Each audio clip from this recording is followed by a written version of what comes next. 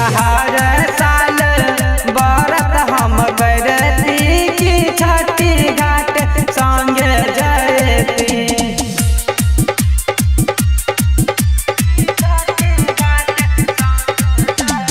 Music director DJ Dhiru, हजौली बाजार मधुबनी।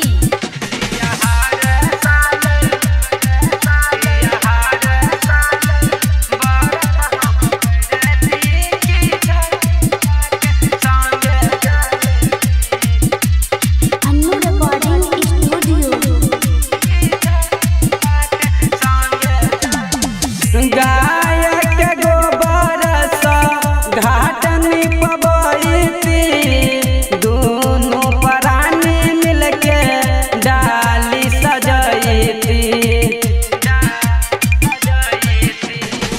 गायक गोबर सा घाट निपबैती, दोनों प्राणी मिलके डाली सजैती।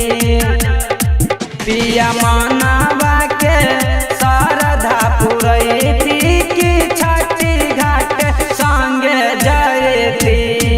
नया चूल्ही पर ठाकुआ छनैती की छठी घाट संगे जयती।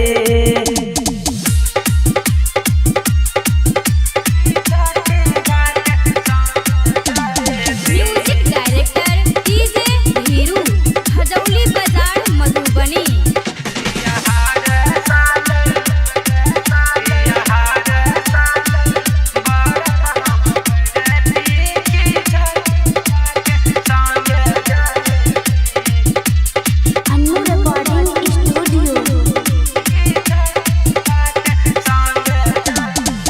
ठीक भोर हरिया में अर्घ उठैती, माथे पे डाली लेके घर चली अइती।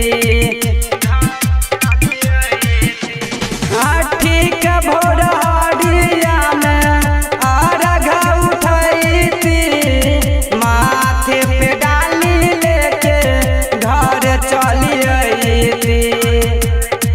छठी मैया से बाबू एगो मंगती के छठी घाट संगे जयती। पिया हर साल बरत हम करती की छठी घाट संगे जयती।